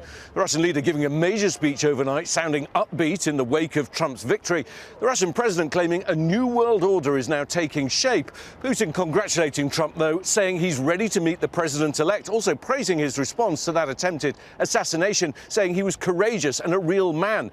Trump, of course, has committed to ending the Ukraine war, the haggling already begun, but Zelensky saying it's unacceptable to make concessions to Russia in exchange for a potential peace deal. Trump also, of course, promising to bring peace to the Middle East, but I think his victory is likely to be seen by Israel as a green light to continue its wars. And last, but certainly not least, is China. Trade and Taiwan stand as thorny issues. Xi Jinping calling Trump and telling him that the US and China gain from cooperation, lose from confrontation. But Trump's campaign promises seem to make confrontation all the more likely. When it comes to the selection of Representative Gates, I just think it's silly. I believe that the president is probably rewarding him for being such a loyal soldier to the president. But the president is smart enough and his team is smart enough to know that Mr. Gates will never get confirmed by the Senate whatsoever. And so this is just going to be a very long period of time for him that he's going to get excoriated by members of the Senate on both sides of the aisle because he's never been a team player and he's never helped out this conference. Probe was dropped, but ultimately Matt Gaetz being picked by President Trump, I think, is a strong statement that the weaponization of government, and the Biden administration using government against their political enemies is coming to an end. That party's over, and we're going to clean up the mess over at the Department of Justice. And Matt Gaetz surely is going to be focused on making sure that agencies like the Department of Justice work for the American people, not against their political opponents. And that had been going on for too long. We have a lot of talented members in the House, and we've asked the president this morning. We met with President Trump and said, please, no more House members after Matt Gaetz. But Elise Stefanik going to the UN is a great pick. That's going to be a really important move for our position in the world to be able to, really make sure President Trump's foreign policy is going to be able to convey it across the world by Elise, who's done such a great job here in the House. And tonight, immigrant advocacy groups are bracing for a presumed second Trump administration that promises those mass deportations he talked about and a harsher immigration regulations. But as our Rafael Sanchez Cruz tells us, following through on this promise will face some obstacles. Immigration experts say carrying out Trump's deportation plans would be a logistical nightmare, nearly impossible, but it's a message that's resonated with immigrants. Promises made, promises kept. We're going to keep our promises. Among those promises, we will seal the border, stop the invasion, and launch the largest deportation effort in American history. it's a promise that Venezuelan immigrant Jorge Sanchez is taking seriously. I think the biggest worry is deportation, obviously. We're being conquered. Can you believe that? Trump's promise resonating with his supporters. They don't want people to come here illegally and be rewarded for doing evil versus good. Apprehending and deporting just 1 million immigrants could cost $20 billion, according to a CBS News analysis of federal data. It's estimated that between 11 to 12 million undocumented immigrants live in the U.S. No matter if Trump will be the president, there are laws that will still protect you and your liberties. Activist Zulma Arias says immigration groups will be organizing Know Your Rights workshops and fighting back through the legal system. We're going to do the same and more than what we did in 2016 because it's our calling, is our work to be in defense and in protection and organizing those communities to build power for themselves. And that's exactly what we're going to do. There's something about that border that's just really... Trump has a track record on immigration, which includes family separations at the border and the cancellation of programs that prevent the deportation of hundreds of thousands of immigrants. Programs like DACA and TPS continue due to lawsuits filed by advocacy groups. We're the ones doing hard work. We're doing tough work that a lot of people don't want to do. Experts have also pointed out the economic impact of mass deportation. Undocumented workers contribute $97 billion in local, state, and federal taxes, according to the Centers for Migration Studies. Rafael Sanchez Cruz, WUSA 9. Big news coming out of America with regards to Israel, but first, the news in Israel amid continuing and reportedly intensive diplomatic efforts to secure a ceasefire in Lebanon. The warfare between Israel and Hezbollah is only intensifying. In the hours since the deadly Hezbollah rocket attack in Nahariya yesterday, the army has been pounding the Hezbollah stronghold in the Dakhia neighborhood of Beirut, dismantling most of its weapons facilities. More from ILTV's Steve Leibovitz. Following the latest airstrikes, the IDF says that it's dismantled most of Hezbollah's weapons and missile facilities located under the southern Beirut suburb of Dakhia. The army published a video showing aerial footage of strikes on various buildings. In the past 20 years, Hezbollah had established dozens of production sites and munitions warehouses in the heart of the Dakhia district, the terror group's governmental center of gravity. These sites produced and stored hundreds of missiles and rockets of various types that were intended to damage the state of Israel. They were systematically hidden under civilian buildings. Speaking from South Lebanon and planning for the next stages of the ground operation, IDF Chief of Staff Herzi Halevi said that Hezbollah is being deeply wounded on the ground and from the air. אנחנו מנסראללה, מועצת הג'יהאד של חיזבאללה, מפקדי היחידות והמרחבים השונים, מפקדי הגזרות, גזרות המשנה, מתחמים והרבה מאוד פעילים. לקחנו הרבה מאוד סד"כ פיקודי וסד"כ לוחם. לקחנו הרבה מאוד יכולות. אתם מוציאים מכאן הרבה מאוד אמל"ח, טילים, משגרים. זה מאוד מאוד חשוב. אני רוצה שתדעו שצה"ל במקביל עובד חזק מאוד. היום תקפנו כבד מאוד בביירות, בדחיה, מטרות של חיזבאללה. אנחנו תוקפים בעומק ואנחנו תוקפים הרבה מאוד בסוריה. ובגבול סוריה-לבנון כדי שלא ייכנס לחיזבאללה אמל"ח. Amid the politicians' continuing efforts toward a ceasefire in Lebanon, the IDF is focused on deepening the achievements in the war. An incoming drone and rocket attacks continuing today.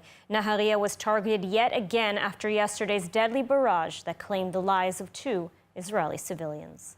The 2 Israelis killed in a Hezbollah rocket attack in Nahariya have been identified and will be today laid to rest. Tzvi Belfel, 53, and Shimon Naim, 54, are residents of the northern city. They were killed when a rocket directly hit a factory. The red alert alarm failed to sound and the victims did not have time to shelter. The army is investigating the failure. מישהו לא במרחב מוגן? באמת, זה רק מזל. רק מזל. מישהו פה באזור ולא נפגע, זה רק מזל. כואב הלב על ההרוגים, באמת. אני מקווה שאין יותר משתי הרוגים, אבל צריך באמת להישמר. זה לא צחוק הדבר הזה. In recent days, Hezbollah has been heavily targeting northern Israel and the Haifa Bay with rockets and drones. Most are shot down by air defense or fall harmlessly in open areas. A few go undetected at times with tragic results. The Palestinian Islamic Jihad terror group released a new video of Russian-Israeli hostage Sasha Trufanov, who has been held captive since October 7th. In the propaganda video, a now bearded Trufanov is seen. He marked his birthday this week, his second in captivity. This is the third video of Trufanov, an Amazon employee, that has been released by the terror organization. And it should be noted that Amazon has yet to acknowledge his abduction. Very shameful. And joining us now to discuss the latest developments in Israel's multi-front war is Joe Truzman, a senior research analyst at the Foundation for Defense of Democracies and editor of the Long War Journal. Thank you for joining us today. Thank you. So I'd like to start in Lebanon with the latest overnight strikes against Hezbollah's weapons depots in the Dahye, located under civilian buildings. You know, Israel is really continuing to target, to dismantle Hezbollah little by little. And so I want to ask, are there still any major targets that Israel needs to address? Because, you know, we are still seeing daily rocket attacks here in Israel. Is it realistic to think that the IDF can completely decimate this terror group? I think if the IDF wants to decimate or eliminate all of Hezbollah's rockets, precision-guided missiles, and other weapons, it would take much longer time to do that. And I think right now the Israeli government's goal essentially is a limited conflict, okay? Specifically to remove Hezbollah from southern Lebanon, up to the Litani River, so the Israeli civilians that have been displaced during the war can return home. So I think this is it would be a different goal to remove all of Hezbollah's weapons. So this is why what we've been seeing now over the last few months, or actually over more than a year now, is a steady stream of Hezbollah fire on Israeli territory. And Israel seems optimistic and open to reaching a ceasefire agreement with Hezbollah. Hezbollah, in turn, has said that it would reject any ceasefire proposal and that it will fight until their last soldier. But do you see an end in sight? And what are the points that Israel must insist upon in any ceasefire agreement? One can always be hopeful for a ceasefire agreement, but we need to understand reality here. Ceasefire agreements are very tricky, right? Especially if there are multiple actors involved. At least according to reports, we're hearing that Tehran, Moscow, of course, Washington, D.C., Jerusalem, and Hezbollah are involved here. So they need to, basically, negotiators need to get everybody to agree on a ceasefire here. So it's difficult, but Israel's goals, like I stated earlier, I think one of the biggest goals is to return the displaced civilians back to northern Israel. And it can't do that without Hezbollah leaving the southern Lebanon. So I think that's an important goal here more than anything. So am I optimistic it's going to happen? I think eventually it will. But I think one of the most difficult parts here is for Hezbollah, to get Hezbollah or compel Hezbollah to agree to disconnect itself, right, from Hamas in Gaza. Because that's what they say. That's why they started this conflict with Israel, not to save or to help Palestinian civilians, but to save Hamas, okay? So that's the big thing. And to compel Hezbollah to do that, to disconnect itself from Hamas, it's not going to be easy, but we'll see what happens. Mm-hmm. And speaking of Gaza, you know, the Biden-Harris administration threatened to withhold military supplies from Israel over humanitarian aid to Gaza. Now it's announced just yesterday that Israel has indeed complied and is providing sufficient aid, and so it will not be withholding weapons for now. I mean, what do you make of these continuous threats, and how are they impacting Israel's ability to wage this war against Hamas? Right. I think it's very confusing. Well, on one hand, you have an ally that says that they're supporting Israel by sending weapons. But on the other hand, they're saying that, hey, we're going to withhold these weapons from you as well if you don't do A, B, and C. So it's been a very confusing relationship, especially during this war. And I'll tell you, Israel's enemies, Hezbollah, Hamas, Iran and other bad actors in the region, they notice this stuff, okay? They notice what's happening, especially within the relationship between Israel and the United States, for example, the threats to withhold weapons. So this is not a good thing. This has been a very tricky situation for both Israel and the United States during this war. So I think when there's a new administration that will be coming in January, the Trump administration, I think Israel is hopeful that these threats will stop. so Israel can complete its goals of not only dismantling Hamas in the Gaza Strip, but of course reaching a ceasefire with Hezbollah in Lebanon. And I want to also address the head of the snake, Iran. The latest report is that Iran is going to be putting off its strike against Israel. It's a retaliatory strike. Now with Trump coming back into power, could we potentially see a preemptive Israeli strike, taking out the oil fields, taking out the nuclear sites? And what are your thoughts on this?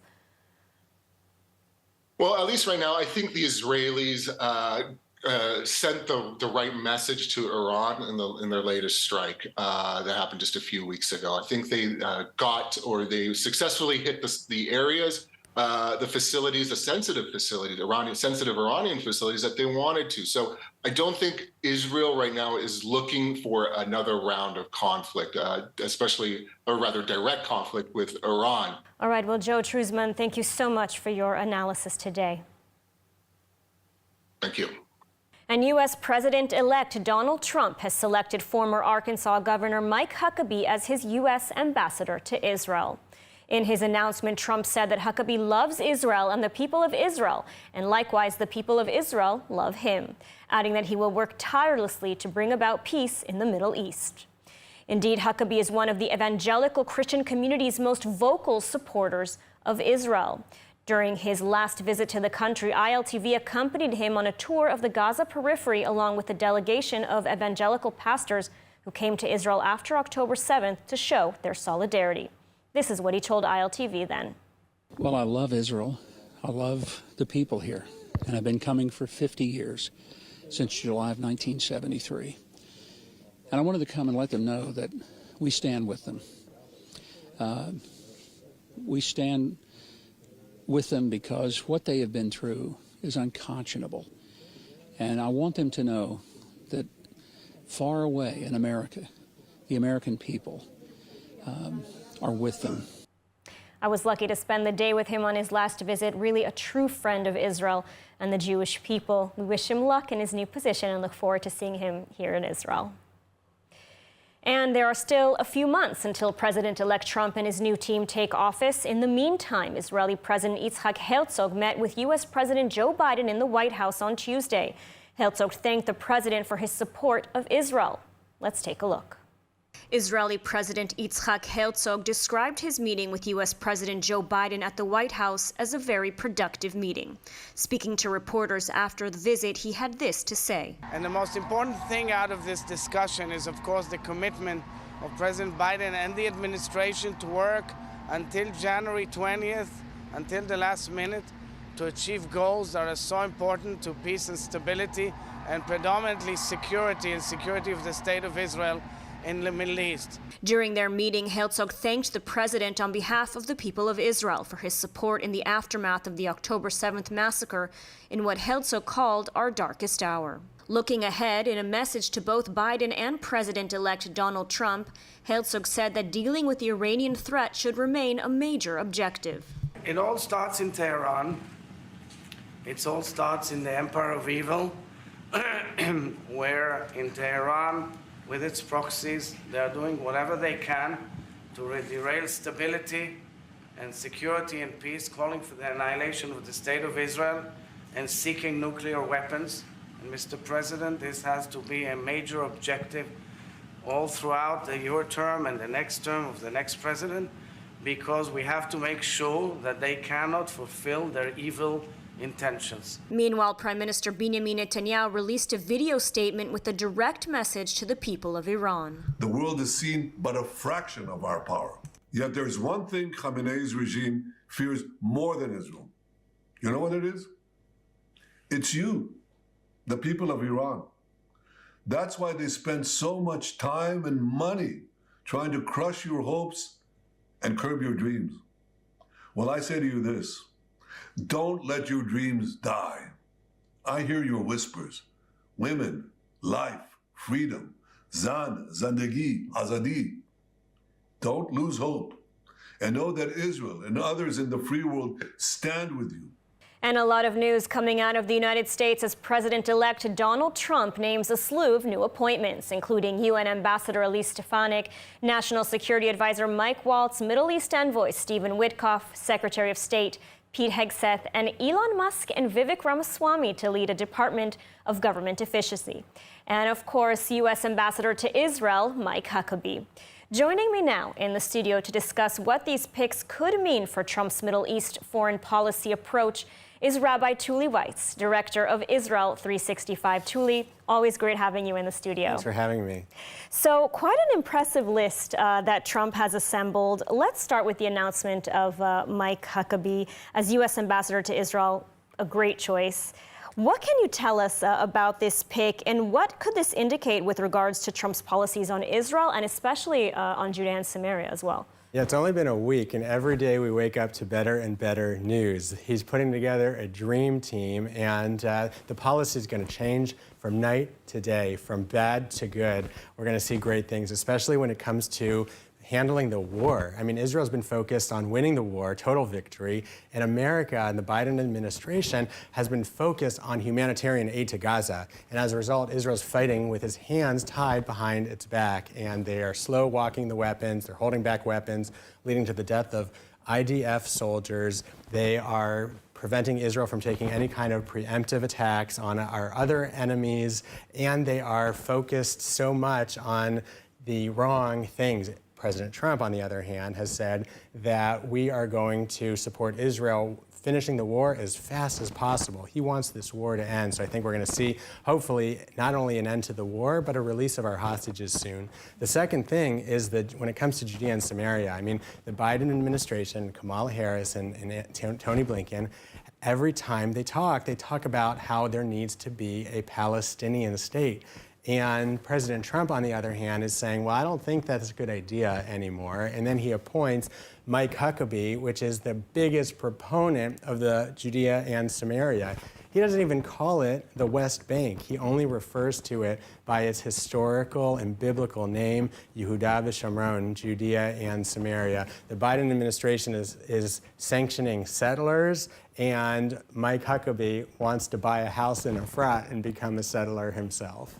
Yeah, I've heard people say that he's more pro-Israel than some Israelis themselves even. And, you know, I want to point out that this appointment is the first non-Jewish ambassador to Israel since 2008, I think.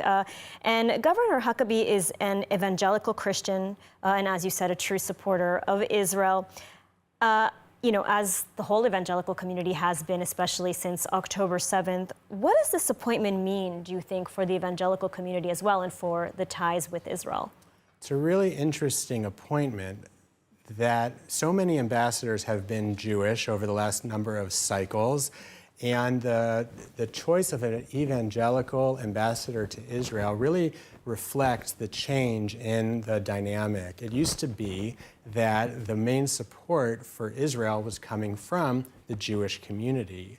And that has really shifted a lot in recent years, that the Jewish community, unfortunately, has really gone in the wrong direction. And especially the more liberal and progressive elements and movements in the Jewish community have led their movements to become the leaders of the anti-Israel protests and the pro-Palestine protests. And you have groups like J Street who are really in cahoots with the Biden administration. And so we're seeing that the Jewish community has really moved far to the left, whereas the Christians have become the backbone of support for Israel. And so the choice of Mike Huckabee as ambassador reflects that. And I think that's a good thing. I think as a Jew, that's a good thing, that the evangelicals will have our back even more than the Jews. And there, you know, a lot of times Jewish leaders are very nervous about the allegations of dual loyalty. Well, Christians don't have that problem. They have one loyalty. They have loyalty to God and the Word of God. And the Word of God is really crystal clear that America needs to support Israel. America needs to bless Israel, and Americans need to be the guardians on the walls of Jerusalem, and Christian Zionists pray for the peace of Jerusalem every single day. And so I think that this pivot is something that we as a Jewish community need to wrap our our arms around and start really building relationships between Jews and Christians. And you know, there was some concern that a second Trump administration would not be as supportive of Israel as the first. You know, do you think that the team that he's putting together, as you called it, the dream team, do you think that puts those concerns to rest? I don't know who had that concern. Everyone I know was so excited for a Trump victory and for Trump to win, and for that his second term is going to be even better than the first term. All of the Americans in Israel voted for Trump. The Orthodox community voted overwhelmingly for Trump. Again, it's that more liberal, progressive, mainstream Jewish community that's warning, oh, Trump's going to be racist, he's going to turn on Israel, he's going to be a dictator. We're going to see a golden era of Jewish-Christian relations and a golden era of America-Israel relations. A golden era, I like the sound of that. Rabbi Tuly Weiss, thank you so much for speaking with us today. And ILTV's Maayan Hoffman attended the JFNA General Assembly in Washington over the past few days, held amid a surge of anti-Semitism and anti-Jewish violence across North America. Maayan, what can you tell us about this event? Did you feel safe? Did the participants feel safe? Well, thank you, Lidar. Here I am at the Jewish Federations of North America General Assembly, where the event is wrapping up. There were 2,500 Jews, mostly from North America, but also from around the world, that came here to Washington, D.C. to take part in the event. Now, the event came just a couple of days after a very violent vandalism attack against a D.C. restaurant, and also, of course, in the aftermath of the Amsterdam attack against Jews following a soccer game. There was quite a bit of concern as to whether or not the attendees would be safe on the premises, but in speaking to leadership who helped to plan the event, it seems that despite the increase in officers, there were many metal detectors and other forms of security, that the event went off without a hitch. Let's take a look at the report. The Jewish Federations of North America General Assembly brought together 2,500 people at the Marriott Marquis Hotel in the heart of Washington, D.C. This event, one of the largest gatherings of Jewish people in America, took place amid rising anti-Semitism and violent Palestinian protests that have plagued the country since the onset of the Gaza and Lebanon wars. Shira Hutt, Executive Vice President of JFNA, told ILTV News that security is a top priority for the Federation, with protocols in place from day one. It's something that we always take very seriously. It's something that all of our 146 federations take very seriously, and we've worked with them to ensure that whenever they gather, whether it's big community events like the ones that were recently held to mark a year since 10/7, or whether it's small events, everyone can be safe at those events, and that there's never a limitation for community to gather and flourish and celebrate being Jewish. Hutt shared that JFNA coordinated with security vendors, hotel staff, and local police. Additional security layers included Israeli and American Secret Service agents to protect President Isaac Herzog and Secretary of Homeland Security Alejandro Mayorkas, both of whom spoke at the event. Attendees had to pass through metal detectors to enter the hotel, where dozens of police officers and hired security guards were stationed on every floor, along with security dogs. These measures were integrated into the conference in a way that kept people safe without disrupting the experience. Since 2018, following the tragic anti-Semitic attack at Pittsburgh's Tree of Life Synagogue, the Jewish community has seen a $750 million investment in physical security through the Live Secure Initiative and the nonprofit Security Grants Program. I think everyone that came into the conference felt good about the steps we took to ensure their safety, and the experience, I think, has been nothing short of inspirational, empowering, and frankly, there was just a lot of joy and warmth in just being together as a community. And other times it was government that was working against us, law enforcement that was working against us, and the time of the shtetls or the pogroms with the Tsar. Now government is here being helpful and helping to protect us and safeguarding us, and that's something that is different from the current fight that we're in compared to previous fights as our people. Thanks to the hard work of JFNA and local authorities, the event went off without a single security snag. Sagot Winery, where passion meets tradition. Nestled in the heart of Binyamin, our vineyards yield exquisite wines crafted with generations of expertise. And now let's take a look at the weather forecast. Mostly cloudy skies are expected tonight around the country, with temperatures reaching lows of around 14 degrees Celsius or 57 degrees Fahrenheit. Then tomorrow, warm temperatures are expected, reaching highs of about 24 degrees Celsius or 76 degrees Fahrenheit. And that's a wrap for today's news. For the latest updates from Israel on all your devices, be sure to follow our ILTV channel, subscribe to our newsletter, and explore our website, iltv.tv. Stay informed with the latest news straight from the heart of Israel. I'm Ladar Gravelazi. Be well, stay safe, and thank you so much for watching.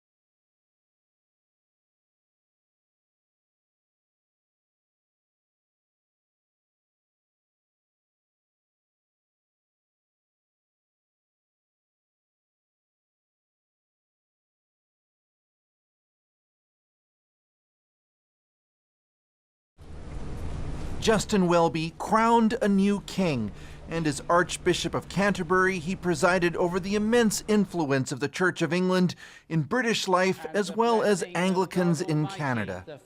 I'm John Smythe. But it was his failure to repeatedly stop John Smythe that forced his resignation. Smythe ran church camps in the UK and Africa, and over 5 decades he committed heinous physical and sexual abuse against more than 120 boys and young men.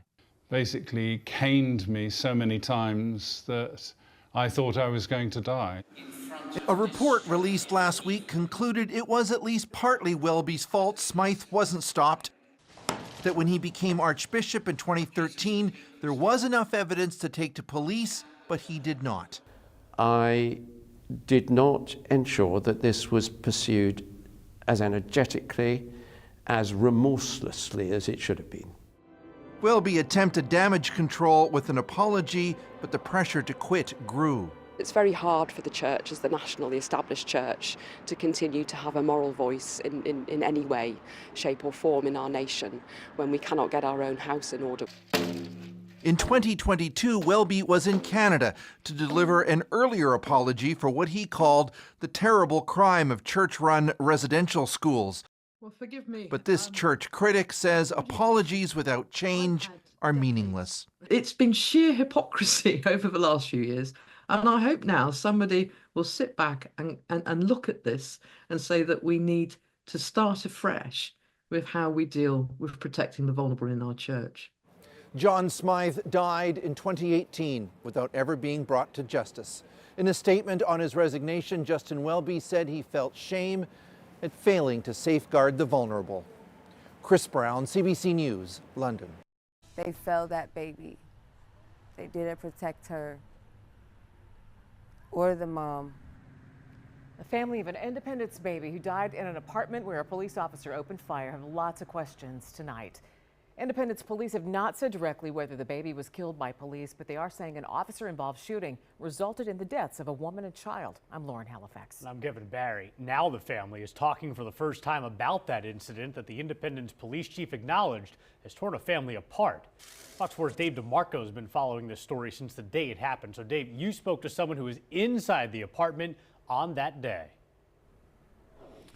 Yeah, I spoke to the little baby's grandmother, who says that she called police for help, and now she accuses them of killing a mother and child.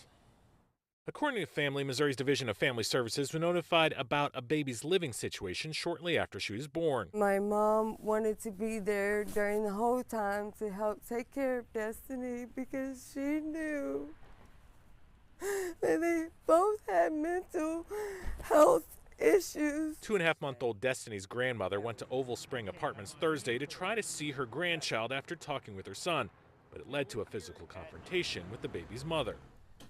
My mom called the cops. She called them to help her.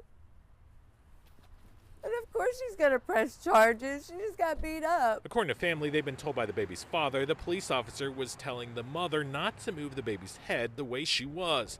Police say she had a knife. Several witnesses have told Fox 4 they saw the officer carrying a bleeding, lifeless baby from the apartment to a patrol car. Both the baby and mother died. But even if there was a knife, then he shouldn't have shot. There was a baby in a mentally unstable woman's arms. That innocent child shouldn't have been killed like that. And her mother shouldn't have been shot. They should have tased her or some other kind of way. That woman weighed only probably, just guessing, 100 pounds. 4 days later, the family says they haven't heard anything since from Independence Police and have no more answers from a team of Eastern Jackson County detectives who've taken over the investigation as to what exactly prompted the officer to shoot. I've been crying so much, I just don't want to cry anymore. But they're convinced one of the bullets struck the baby girl. A taser's right there on his belt that he wears. That would have been way better than shooting baby Destiny. So we'll continue to ask that team of detectives taking over this investigation for things like the autopsy results and the body camera video, which could provide more details about exactly what happened inside that apartment. And working for you, Lorna, also we can try to continue to find out more about any involvement that social service organizations might have had in this little girl's short 11-week life. New at 6, a man is mauled and killed by multiple dogs in Kansas City, and a neighbor's security camera caught the deadly attack on video. Police tonight are investigating while the Kansas City Pet Project Animal Services Division assists. Fox 4's Reagan Porter live at Kansas City Police Headquarters downtown tonight. In Reagan, that man's family must be devastated. John, the family is shocked and absolutely heartbroken.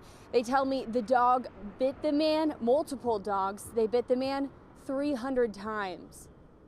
I cannot believe that some dogs could do this to a human. This is 46-year-old Chris Culbertson. Angela Culbertson says multiple pit bulls attacked and killed her brother. Ironically, Culbertson was a dog lover and owned a pit bull. Police say it happened just before 10 Saturday night here near 80th and College. A neighbor's security camera shows Culbertson riding his bike on the street. Two dogs start to circle and give him trouble. Culbertson falls, and you see two more dogs break through the fence and attack. He told he was they were trying to drag me to their yard like I was their dinner. Due to the disturbing footage, we're not showing the full video. Angela says the attack lasted 23 minutes. I couldn't imagine being bitten and torn by anything for 23 minutes. 300 bites, 500 stitches, and 100 lacerations later, Culbertson became septic. He died days after the attack, after recounting to family what happened. He said as I was reaching for help, nobody was helping me. We spoke with a neighbor who did not want to talk on camera, but said that night she ran to help and tried using a golf club to fight off the dogs, but the animals started biting her. She ran and called 911. The most aggressive one, I believe, was on the backpack, and it could have been his head or his neck because he was literally ripping him around by that backpack. Police say officers arrived and used lights and sirens to scare away the dogs. Working for you, we asked Kansas City Pet Project where the dogs are now. They referred us to Kansas City Police. KCPD says detectives, TRT, and KCPP worked together to seize the dogs. A neighbor said the owner of the dogs told them the dogs are trained to fight other dogs. Now, Chris's family said they would like to see the owner of the dogs face penalties. Lauren, KCPD continues to investigate. This was torture. This was abuse. My nephew was on the brink of death. These two people are in jail tonight, charged with felony child abuse, and a 17-year-old's in a local hospital after nearly dying. His body is covered in bruises, cuts, scars, and his face is nearly unrecognizable. This is Fox 4 News at 10 o'clock. I'm Kevin Barry. And I'm Bria Love. That teenager now in the fight of his life. In a story you'll only see on Fox 4, his aunt is sharing the gripping details of how this teen was finally freed from what he had been put through. Fox 4's Malik Jackson live at the Jackson County Courthouse tonight, where these adults will soon face charges for abuse. Malik, this is so disturbing. We actually had to blur some of the images. And Kevin, doctors told the boys this is the worst case of child abuse they've ever seen. Police say that there's evidence that this teenage boy was tied up and beaten so badly that he's now on a ventilator. This family desperately praying that he pulls through. This as investigators say that one of the defendants admitted that the abuse had been going on for at least 6 months.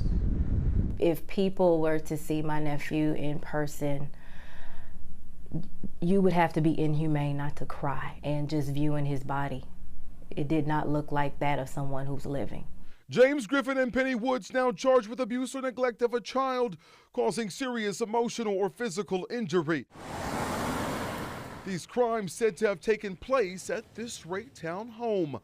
In a probable cause statement obtained by Fox 4, investigators explain in great detail what this 17-year-old endured.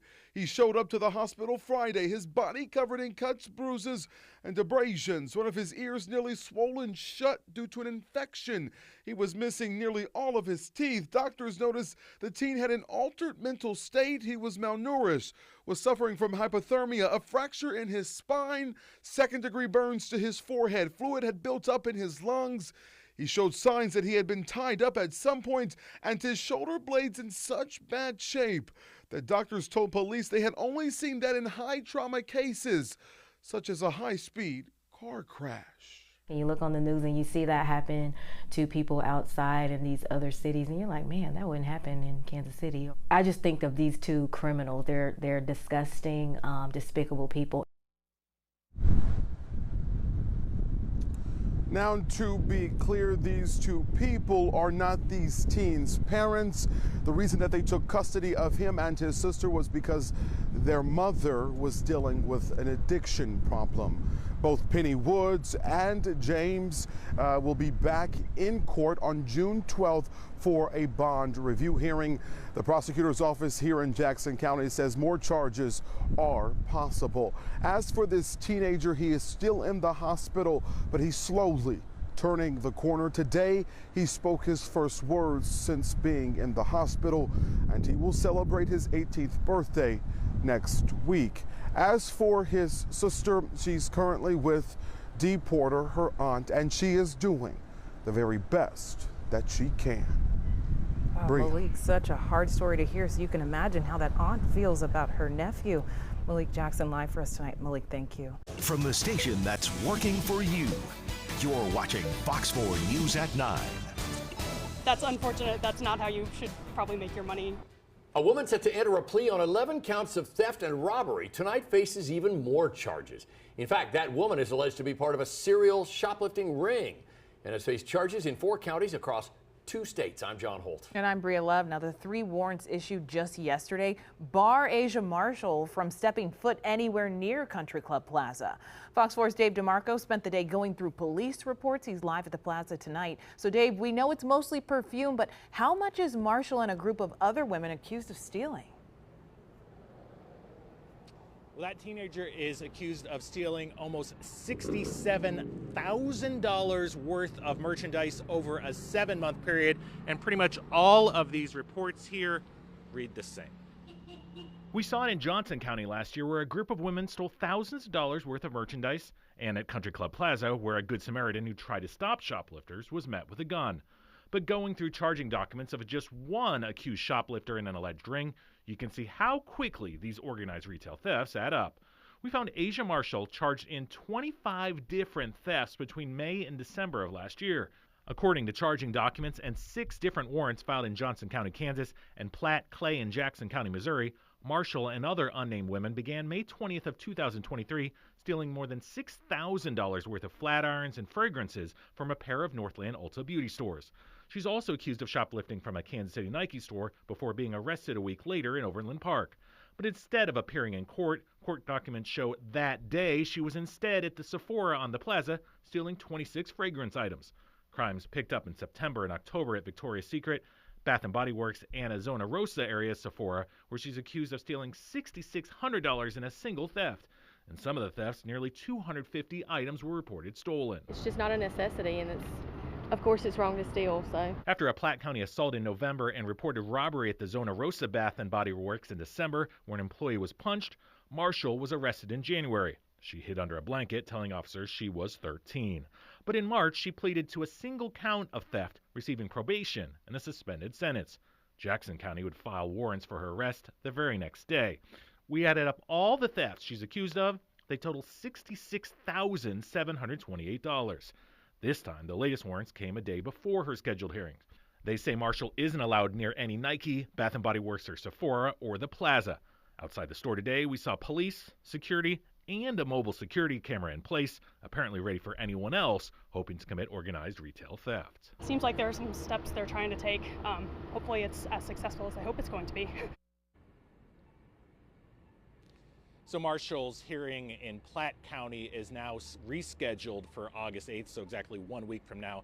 Rhea, it's unclear whether she'll also face a Jackson County judge on these latest charges. President-elect Donald Trump has continued to fill key positions in his second administration. So far, he's largely nominated those who were key allies during his presidential campaign. It's the only reason we can now send American astronauts into space. Elon Musk and former GOP presidential candidate Vivek Ramaswamy were announced as leaders of a new Department of Government Efficiency. Let's go! But despite the name, it is not a government agency. Trump said in a statement that the pair will pave the way for my administration to dismantle government bureaucracy, slash excess regulations, cut wasteful expenditures, and restructure federal agencies. Musk has already commented on the appointment, posting on X, "Threat to democracy? Nope, threat to bureaucracy." Fox News host and Army veteran Pete Hegseth was nominated as Defense Secretary. He served in Iraq and Afghanistan and unsuccessfully ran for Senate in Minnesota in 2012 before joining Fox News. South Dakota Governor Kristi Noem was picked to head the Department of Homeland Security. A well-known conservative, she'll be crucial to the president-elect's hardline immigration agenda. Former Representative Lee Zeldin was named to lead the Environmental Protection Agency. While in Congress, he was among Republicans who voted against certifying the 2020 election results and did not serve on any committees overseeing environmental policy. And former Director of National Intelligence John Ratcliffe was nominated to lead the CIA. The former Republican congressman from Texas led the U.S. government's spy agencies in the final year and a half of Trump's first term. Summit Man has 15 charges after Kansas City police say he's tied to more than 40 shoplifting cases in the metro. A probable cause statement says detectives have been trying to find the man you see on the screen now since last December. In each case, police say security footage and employees identify the suspect. Court documents claim he has stolen more than $14,000 worth of items from the metro. From the station that's working for you, you're watching Fox 4 News at 9. That's unfortunate. That's not how you should probably make your money. A woman set to enter a plea on 11 counts of theft and robbery tonight faces even more charges. In fact, that woman is alleged to be part of a serial shoplifting ring and has faced charges in 4 counties across 2 states. I'm John Holt. And I'm Bria Love. Now, the 3 warrants issued just yesterday bar Asia Marshall from stepping foot anywhere near Country Club Plaza. Fox 4's Dave DeMarco spent the day going through police reports. He's live at the plaza tonight. So, Dave, we know it's mostly perfume, but how much is Marshall and a group of other women accused of stealing? Well, that teenager is accused of stealing almost $67,000 worth of merchandise over a 7-month period, and pretty much all of these reports here read the same. We saw it in Johnson County last year, where a group of women stole thousands of dollars worth of merchandise, and at Country Club Plaza, where a Good Samaritan who tried to stop shoplifters was met with a gun. But going through charging documents of just one accused shoplifter in an alleged ring, you can see how quickly these organized retail thefts add up. We found Asia Marshall charged in 25 different thefts between May and December of last year. According to charging documents and 6 different warrants filed in Johnson County, Kansas, and Platte, Clay, and Jackson County, Missouri, Marshall and other unnamed women began May 20th of 2023 stealing more than $6,000 worth of flat irons and fragrances from a pair of Northland Ulta beauty stores. She's also accused of shoplifting from a Kansas City Nike store before being arrested a week later in Overland Park. But instead of appearing in court documents show that day she was instead at the Sephora on the plaza stealing 26 fragrance items. Crimes picked up in September and October at Victoria's Secret, Bath & Body Works, and a Zona Rosa area Sephora, where she's accused of stealing $6,600 in a single theft.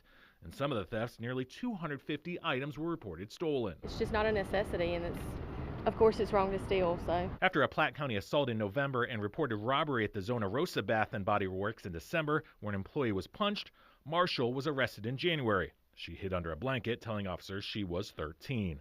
But in March, she pleaded to a single count of theft, receiving probation and a suspended sentence. Jackson County would file warrants for her arrest the very next day. We added up all the thefts she's accused of. They total $66,728. This time, the latest warrants came a day before her scheduled hearings. They say Marshall isn't allowed near any Nike, Bath & Body Works, or Sephora, or the Plaza. Outside the store today, we saw police, security, and a mobile security camera in place, apparently ready for anyone else hoping to commit organized retail theft. Seems like there are some steps they're trying to take. Hopefully it's as successful as I hope it's going to be. So Marshall's hearing in Platte County is now rescheduled for August 8th, so exactly 1 week from now. Bria, it's unclear whether she'll also face a Jackson County judge on these latest charges. That's the first thing I said. It has to be an inside job. It has to be. How do you get past 2 gates? Developing tonight, the Chiefs' star QB and tight end both now at the center of active burglary investigations. This after both of their residences were targeted. The thieves hit the homes within a day of each other in October, one early Sunday morning, another during the team's Monday night football game against the Saints. Thanks for joining us at 9 tonight. I'm Bria Lev. And I'm John Holt. Law enforcement agencies on both sides of the state line are investigating the burglaries. And tonight, TMZ reports the FBI is now involved in the investigation.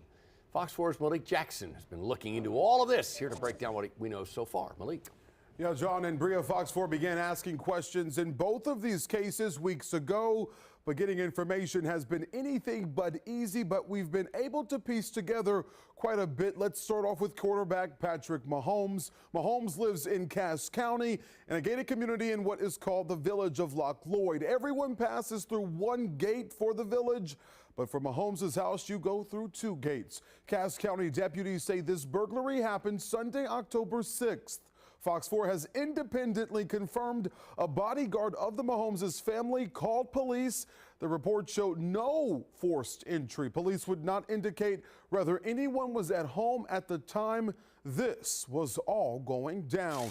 Now let's cross over to the other side of the state line and the home of Chiefs tight end Travis Kelce, who also lives in a gated community in Leawood, Kansas. A burglary happened at his home Monday, October 7th, according to TMZ, right after kickoff of the Saints Monday Night Football game. The crime was not reported until the next day. TMZ reports that police indicated Kelce's back door was damaged and $20,000 in cash was stolen.